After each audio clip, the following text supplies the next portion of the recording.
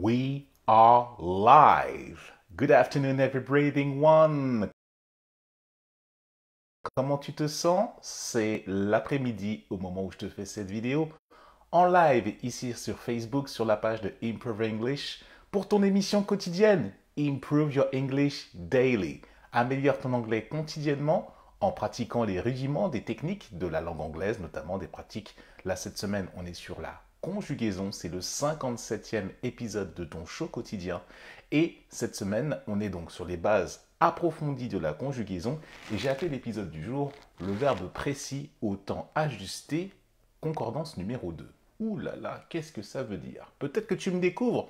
Et dans ce cas-là, reste bien accroché et tu vas voir ce qui va en venir. Improve English Daily, c'est pour les francophones qui sont déjà anglophones sans le savoir et qui veulent s'améliorer à la pratique de l'anglais. Tu es au bon endroit et je vais te donner du jus pour que la concordance des temps ne soit plus en fait qu'une certaine formule mathématique qu'il convient d'appliquer en temps utile dès qu'il s'agit de s'exprimer à la pratique de la langue anglaise, à l'écrit ou à l'oral, ou alors de comprendre de quoi on te parle et dans quel contexte, dans quel champ tu dois te mettre, de telle manière à ce que lorsque tu t'exerces, lorsque tu pratiques, lorsque tu entres davantage dans l'étude de la langue anglaise, eh ben, tu t'améliores tout naturellement, tout simplement.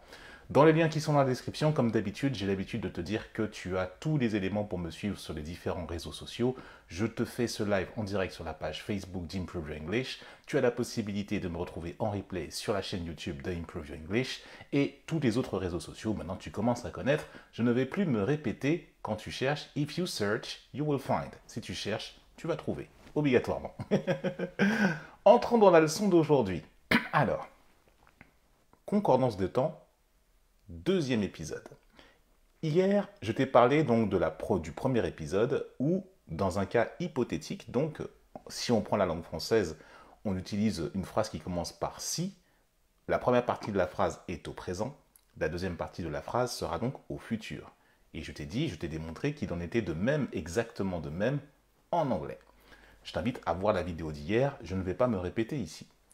Là maintenant, nous sommes dans le deuxième cas. Toujours dans un contexte toujours hypothétique, ta phrase commence par si, if en anglais. La première partie de ta phrase va se trouver au prétérit ou au simple past et la deuxième partie de ta phrase sera au conditionnel présent. Alors, ça c'est de la théorie. Dans la pratique, en français, qu'est-ce que ça donne? Ça va donner le truc suivant. Tu vas dire par exemple, si j'étais toi, j'aurais mangé quelque chose. Voilà. Ça, c'est un principe de concordance des temps. Si j'étais toi, j'étais, c'est de l'imparfait en français. J'aurais mangé quelque chose, c'est du conditionnel. Attends que si j'étais toi, je mangerais. Oula, même moi, je me confonds en français. Si j'étais toi, je mangerais quelque chose. Je mangerais. Oh là là, tu vois, c'est pour te dire, c'est bien qu'enregistrer en direct. Moi-même, je me corrige ici, et même maintenant. C'est du conditionnel présent. Je mangerais quelque chose. Si j'étais toi, je mangerais quelque chose dans le bon français. Même moi, j'arrive à faire des erreurs, mais je me corrige. Le tout, c'est de se corriger. La preuve que cette vidéo est en direct et je ne vais pas faire de retake. Ça va être droppé comme ça. M'en fous. J'assume. Si j'étais toi, je mangerais quelque chose. En anglais, ça va donner quoi? If I was you, I would eat something. Si j'étais toi, if I was you, je mangerais quelque chose. I would eat something. En gros, lorsque tu as donc une condition que tu exprimes et la première partie justement de ta condition est au prétérit, cela va se concorder avec le conditionnel présent de l'autre côté. If I was you, I was, c'est le prétérit du verbe to be, le verbe être. Was ou were, là on est à la première personne du singulier, donc la forme prend was, if I was you. I would eat something to eat. Comment on forme le conditionnel présent? Je te l'ai déjà dit dans une vidéo précédente. Tu formes ton conditionnel avec l'auxiliaire would entre le sujet et le verbe que tu souhaites conjuguer, en l'occurrence manger, eat, E-A-T. I would eat something. If I was you, I would eat something. If I was in a clinical situation, I would go to the hospital. Si j'étais dans une situation clinique, j'irais à l'hôpital.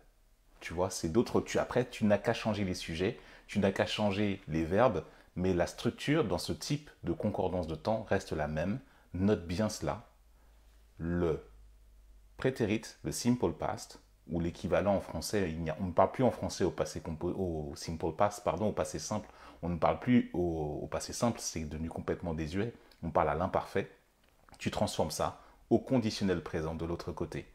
Ainsi, tu as la bonne structure, tu as la bonne tournure pour pouvoir avancer, pour pouvoir t'exprimer et avoir une syntaxe correcte, ce qui forcément va te faire comprendre beaucoup plus rapidement et te faire accélérer dans la production de ta phrase. Et comme je l'ai dit, tu vois, la preuve, j'ai fait une erreur moi-même en français, c'est pour te dire, et que les linguistes, viennent, please pardon me, c'est pas le tout, c'est parce que justement je fais quelque chose que je suis sujet à l'erreur, je suis comme toi, même si je suis passionné de la langue, passionné justement de toute la technique un petit peu autour des langues, qu'elles soient françaises ou anglaises, qu'elles fussent françaises ou anglaises.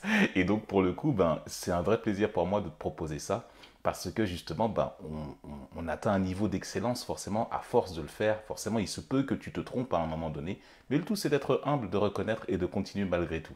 Combien de youtubeurs ou de personnes justement auraient cut et se seraient remis en selle, auraient recommencé depuis le début. Moi, je te le laisse comme ça.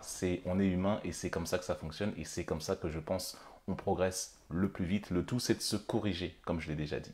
Donc, je récapitule. Concordance de temps numéro 2. If I was you, si j'étais toi, on était donc au prétérit. I would eat something. Je mangerais, AIS en français, quelque chose. Je mangerais. On est au conditionnel présent. Qui dit passé simple dit la partie de la phrase conditionnel présent. Je te rappelle le premier cas, c'était le présent vers le futur. Là, on est du simple past, du prétérit, vers le conditionnel présent. Si tu retiens ça, et tu connais donc la mécanique des phrases, tu sais à quel point un verbe est un articulateur, et que tu comprends justement la puissance de ce mode syntaxique simplifié comme je te le fais, tu peux voyager. Tu peux déjà voyager parce que tu peux transposer cela dans toutes les situations. Tu n'as qu'à changer les sujets, les verbes, les compléments. Et là, c'est pour ça que je dis que ce niveau de compréhension de la conjugaison, c'est un niveau un petit peu plus advanced, un petit peu plus avancé. Et j'ai encore fait des vidéos, c'est des vidéos entre les 32 et les 35, je crois, quelque chose comme ça, dans ces eaux-là, fais la recherche. Je parle déjà du mode très simplifié de la conjugaison, en utilisant notamment comment on fait pour utiliser un temps du présent, un temps du passé, un temps du futur. Donc là, je te renvoie à ces vidéos-là, il y a plein de ressources. Si tu fais tes recherches, tu vas trouver. Et si cette leçon t'a plu, si tu aimes mon énergie, il y a dans la description de cette vidéo un lien pour commander ton cours direct avec moi. On va passer 1 heure ensemble et on va éprouver la méthode Improve Your English. Bien au-delà des techniques de conjugaison, on va poser un principe fondamental qui sont tes passions. Pourquoi tu souhaites parler anglais? Qu'est-ce que tu souhaites exprimer pour que l'anglais devienne, à partir de maintenant, un outil plutôt que le but ultime à atteindre. J'en ai déjà parlé dans d'autres vidéos de type Free Flow et vraiment je t'invite à entrer dans l'expérience avec moi. J'espère que ça t'aura apporté de la valeur. Je t'invite donc à commenter si tu souhaites notamment parler d'autres techniques de concordance de temps. Je t'invite aussi à liker forcément et à partager ce contenu justement pour que d'autres personnes, il se peut que dans ton entourage, des personnes soient intéressées, cherchent leur prof d'anglais à distance et veulent creuser davantage l'apprentissage dans un mode fun comme d'habitude. Pour les francophones qui sont déjà anglophones sans le savoir, je m'adresse à ce type de public-là, pas à un autre.